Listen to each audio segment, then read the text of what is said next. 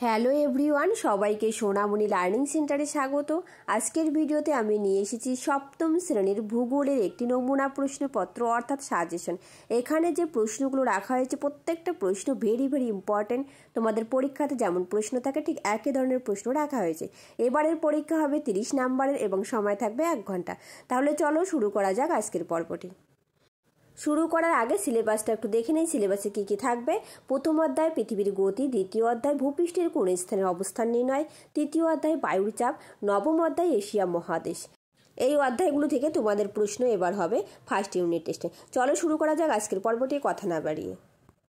দেখো, একের দাগে বলেছে সঠিক উত্তরটি বেছে নিয়ে লেখো। 6টি প্রশ্ন 1 নম্বর করে থাকবে।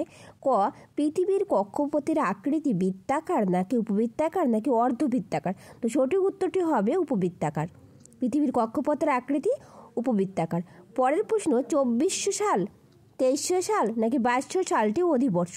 সঠিক উত্তরটি হবে 2400 সালটি অধিবর্ষ। তার কারণ যে সমস্ত সালকে 4 এবং 400 দিয়ে ভাগ করা যায় সেই সমস্ত সাল অধিবর্ষ সাল, মনে রাখবে। পরের প্রশ্ন, গয়ের দাগ, ইরাকের একটি তৈলখনি হলো ঘাওয়ার, কিরকুক, সাফানি নাকি ওমর? তো সঠিক উত্তরটি হবে কিরকুক। পরের প্রশ্ন, ঘ, অপসৌর অবস্থান উত্তর গোলার্ধের শীত, গ্রীষ্ম নাকি শরৎ ঋতুতে হয়? তো সঠিক উত্তরটি হবে গ্রীষ্ম ঋতুতে হয়। অপসৌর অবস্থান গ্রীষ্ম ঋতুতে হয়।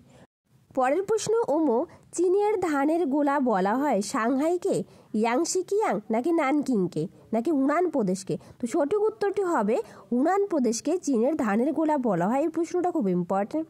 পরের প্রশ্ন, 6 দাগ, পৃথিবীর বৃহত্তম বনভূমি হলো, সঠিক উত্তরটি হবে তৈগা বনভূমি। তৈগা বনভূমি পৃথিবীর বৃহত্তম বনভূমি। পরের প্রশ্ন, 6 দাগ, ভারতের প্রমাণ দ্রাঘিমার মান হলো, সঠিক উত্তরটি হবে 82 ডিগ্রি 30 মিনিট পূর্ব ভারতের প্রমাণ দ্রাঘিমার মান। তোমরা পূর্ব কথাটা মনে রাখবে, নয়তো কনফিউশন হয়ে যাবে। এরপর দেখো 2 দাগ, এক কথায় উত্তর দাও। যে কোনো 8টি প্রশ্নের উত্তর দিতে বলেছে। ক, কোন অক্ষরেখার কাছাকাছি পৃথিবীর আবর্তন বেগ সবচেয়ে বেশি হয়? উত্তর হবে নিরক্ষরেখায়। নিরক্ষরেখায় আবর্তন বেগ সবচেয়ে বেশি হয় এবং মেরুরেখায় সবচেয়ে কম হয়। খ, বিষুব কথাটির অর্থ কী? উত্তর, বিষুব কথার অর্থ হলো সমান দিন ও রাত্রি। পরের প্রশ্ন, গয়ের দাগ, বায়ুর চাপ মাপার যন্ত্রের নাম লেখো। উত্তর হবে বায়ুর চাপ মাপার যন্ত্রের নাম ব্যারোমিটার। চলো পরের প্রশ্ন, ঘয়ের দাগ, এশিয়ার কোন নদীকে স্বর্ণরেণু নদী বলা হয়? উত্তর হবে ইয়াংশি নদীকে, যা এশিয়ার দীর্ঘতম নদী নামে পরিচিত। পরের প্রশ্ন, চীনের ম্যানচেস্টার কাকে বলা হয়? উত্তর হবে সাংহাই শহরকে চীনের ম্যানচেস্টার বলা হয়। এই প্রশ্নটাও খুব ইম্পর্টেন্ট। তারপর দেখো 6 দাগ, এশিয়ার বৃহত্তম হ্রদের নাম কি? উত্তর কাস্পিয়ান সাগর। পরের প্রশ্ন, পন্টিক ও টরাস পর্বতশ্রেণীর মাঝে আছে? সঠিক উত্তরটি হবে আনাতোলিয়া পর্বত। আনাতোলিয়া পর্বত পন্টিক ও টরাস পর্বতশ্রেণীর মাঝে আছে। পরের প্রশ্ন, বর্গীয় জ, এশিয়া মহাদেশের উষ্ণতম স্থানের নাম লেখো। উত্তর, পাকিস্তানের জেকোবাবাদ এশিয়া মহাদেশের উষ্ণতম স্থান। পরের প্রশ্ন, বায়ুর চাপ মাপার যন্ত্রের নাম লেখো। উত্তর ব্যারোমিটার, এটা একটু আগে হয়ে গেছে। পরের প্রশ্ন 3 দাগ, অনধিক 30 শব্দে যে কোনো একটি প্রশ্নের উত্তর দাও। ক, অধিবর্ষ বা লিপ ইয়ার কি? উত্তর, যে বছর 365 দিনের পরিবর্তে 366 দিনে হয় এবং ফেব্রুয়ারি মাস 28 দিনের পরিবর্তে 29 দিনে হয় সেই বছরকে অধিবর্ষ বলে। পরের প্রশ্ন, খ, অক্ষরেখা কাকে বলে? উত্তর, নিরক্ষরেখার সমান্তরালে পৃথিবীকে পূর্ব পশ্চিমে বেষ্টনকারী আড়াআড়ি কাল্পনিক রেখাবৃত্তগুলিকে অক্ষরেখা বলে। চলো পরের প্রশ্ন, মুক্তিবেগ কাকে বলে? এই প্রশ্নটা খুব ইম্পর্টেন্ট। যে গতিতে গেলে কোনো বস্তুর পৃথিবীর মাধ্যাকর্ষণ ছাড়িয়ে যেতে পারে তাকে মুক্তিবেগ বলে। এই মুক্তিবেগের গতি প্রতি সেকেন্ডে 11.2 কিলোমিটার। এই প্রশ্নটা খুবই ইম্পর্টেন্ট, তোমরা এই প্রশ্নটা অবশ্যই কমপ্লিট করবে। চলো পরের প্রশ্ন। তারপর দেখো 4 দাগ, নিচের যে কোনো একটি প্রশ্নের উত্তর দাও। ক, সমচাপ রেখার 3টি বৈশিষ্ট্য লেখো। উত্তর, সমচাপ রেখার বৈশিষ্ট্যগুলি হলো, এতে বায়ুচাপের পরিমাণ সমুদ্রতলের বায়ুচাপের সাপেক্ষে হিসাব করা হয়। বি, সমচাপ রেখাগুলি পরস্পরকে স্পর্শ করে না। সি, সম্মুচাপ রেখাগুলি পরস্পরের খুব কাছে চলে এলে বায়ুচাপের পার্থক্য বেশি হয় এবং ঝড়ের সম্ভাবনা থাকে, কিন্তু রেখাগুলি দূরে দূরে থাকলে আবহাওয়া শান্ত থাকে। তোমাদের 3 নম্বরের জন্য আমি 3টা দিয়েছি। পরের প্রশ্ন, অক্ষরেখার 4টি বৈশিষ্ট্য লেখো। উত্তর, অক্ষরেখাগুলির বৈশিষ্ট্য হলো: 1. অক্ষরেখা পরস্পর সমান্তরাল। 2. অক্ষরেখাগুলি পূর্ণবৃত্ত। 3. অক্ষরেখার পরিধি ক্রমশ মেরুর দিকে কমে যায়। 4. অক্ষরেখার ডিগ্রিতে পরিমাপ করা হয়। 5. অক্ষরেখার মান মেরুর দিকে বেড়ে যায়। এইভাবে তোমরা পয়েন্ট করে করে লিখবে। পয়েন্ট করে করে লিখলে নাম্বারটা খুব ভালো আসে। চলো পরের প্রশ্ন। গ, দ্রাঘিমা রেখার 4টি করে বৈশিষ্ট্য লেখো। উত্তর, দ্রাঘিমা রেখার বৈশিষ্ট্যগুলি হলো: 1. দ্রাঘিমা রেখা পরস্পর সমান্তরাল নয়। 2. দ্রাঘিমা রেখাগুলি অর্ধবৃত্ত। 3. প্রতিটি দ্রাঘিমা রেখার দৈর্ঘ্য সমান। 4. দুটি দ্রাঘিমা রেখার মধ্যে দূরত্ব নিরক্ষরেখার কাছে সবচেয়ে বেশি। নিরক্ষরেখা থেকে মেরুর দিকে ক্রমশ দূরত্ব কমে যায়। এখান থেকে তোমাদের আরও একটা প্রশ্ন পরীক্ষায় আসতে পারে, অক্ষরেখা এবং দ্রাঘিমা রেখার মধ্যে পার্থক্য, যার জন্য আমি দুটোরই বৈশিষ্ট্য দিয়ে রাখছি। অক্ষরেখা, দ্রাঘিমা রেখা, তোমরা বাড়িতে বসে অক্ষরেখা, দ্রাঘিমা রেখার পার্থক্যটা লিখে রাখবে। ঠিক আছে, চলো এরপর দেখো ঘয়ের দাগ, টিকা লেখো। আন্তর্জাতিক তারিখ রেখা। উত্তর, 180 ডিগ্রি দ্রাঘিমা রেখা বরাবর বিস্তৃত যে কাল্পনিক রেখার সাহায্যে পৃথিবীর বিভিন্ন অংশের দিন বা তারিখ নির্ণয় করা হয় তাকে আন্তর্জাতিক তারিখ রেখা বলে। 180 ডিগ্রি দ্রাঘিমা রেখাকে পূর্ব বা পশ্চিম দিক থেকে অতিক্রম করলে একদিন বেড়ে বা কমে যায় বলে এই রেখাকে আন্তর্জাতিক তারিখ রেখা হিসাবে গণনা করা হয়েছে।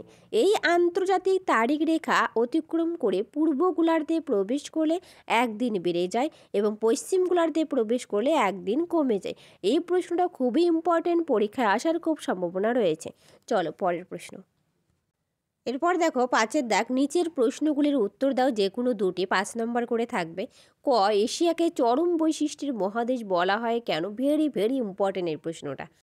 উত্তর, এশিয়াকে চরম বৈশিষ্ট্যের মহাদেশ বলা হয় কারণ আয়তনের দিক থেকে এশিয়া মহাদেশ বিশ্বের বৃহত্তম মহাদেশ। এই মহাদেশের ভূপ্রকৃতি, নদ নদী, জলবায়ু, স্বাভাবিক উদ্ভিদ, জীবজন্তু প্রভৃতি প্রাকৃতিক উপাদান ও অধিবাসীদের জাতি, ধর্ম, বর্ণ, জীবনযাত্রা, সংস্কৃতি প্রভৃতি বিপরীতমী বৈচিত্র্যে ভরা। এছাড়াও সুউচ্চ পর্বতশ্রেণী, বিরাট মালভূমি, বিস্তীর্ণ সমভূমি আর উর্বর নদী উপত্যকা। মহাদেশ এশিয়ায় এমন কিছু স্বতন্ত্র বৈশিষ্ট্য আছে যা অন্য কোনো মহাদেশে নেই, তাই এশিয়াকে চরম বৈশিষ্ট্যের মহাদেশ বলা হয়। ভেরি ভেরি ইম্পর্টেন্ট, বারবার বলছি। চলো পরের প্রশ্ন। খ, এশিয়ার নিরক্ষীয় জলবায়ুর বৈশিষ্ট্য লেখ। উত্তর, এশিয়ার নিরক্ষীয় জলবায়ুর বৈশিষ্ট্য হলো: 1. সূর্যরশ্মি লম্বভাবে পতিত হওয়ায় এখানে সারা বছরই অধিক উষ্ণতা 20 থেকে 30 ডিগ্রি সেলসিয়াস বিরাজ করে। 2. এখানে প্রতিদিন বিকেলের দিকে ঝড় ও বজ্রবিদ্যুৎ সহ পরিচালন বৃষ্টিপাত হয়, যা 4 o'clock রেইন নামে পরিচিত। 3. এই জলবায়ু অঞ্চলে বার্ষিক গড় বৃষ্টিপাতের পরিমাণ 200 থেকে 250 সেমি। 4. এখানে ঋতু পরিবর্তন হয় না, সারা বছরই উষ্ণ আর্দ্র গ্রীষ্ম ঋতু বিরাজ করে। এইভাবে প্রত্যেকটা প্রশ্ন পয়েন্ট করে করে লিখবে। আর একটা কথা বলে রাখি, তোমরা যারা নতুন প্লিজ চ্যানেলটা সাবস্ক্রাইব করে পাশে থাকবে। আর যদি ভিডিওটা ভালো লেগে থাকে তাহলে একটা লাইক, শেয়ার অ্যান্ড কমেন্ট করবে। চলো পরের প্রশ্ন। গয়ের দাগ, টোকিও শিল্পাঞ্চলের সমস্যাগুলি কি কি? উত্তর, টোকিও শিল্পাঞ্চলের সমস্যাগুলি হলো: 1. টোকিও জাপানের রাজধানী, বিশ্বের বৃহত্তম জনবহুল শহর ও গুরুত্বপূর্ণ শিল্পকেন্দ্র।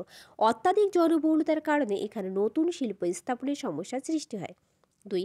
জমির অপ্রতুলতা, শিল্পের সম্প্রসারণ ও শিল্পকেন্দ্র স্থাপনের অন্তরায়। 3. টোকিও শহর ঘন বসতিপূর্ণ বলে পরিবহন ব্যবস্থার সীমাবদ্ধতা দেখা যায়। 4. পূর্বে স্থাপিত কলকারখানা থেকে পরিবেশ এত বেশি দূষিত হয় যে নতুন শিল্প স্থাপন করা প্রায় অসম্ভব হয়ে পড়েছে। 5. জাপান অধিকাংশ শিল্প, কাঁচামাল ও খনিজ আকরিক বিদেশ থেকে আমদানি করে, তাই কাঁচামালের পরিবহন ব্যয় অত্যন্ত বেশি এবং বিদেশের উপর নির্ভরশীলতার কারণে দেশের অর্থনীতি ক্ষতিগ্রস্ত হয়েছে। চলো পরের প্রশ্ন। এরপর দেখো ঘয়ের দাগ, এশিয়ার দক্ষিণ বাহিনী নদীর বৈশিষ্ট্য লেখো।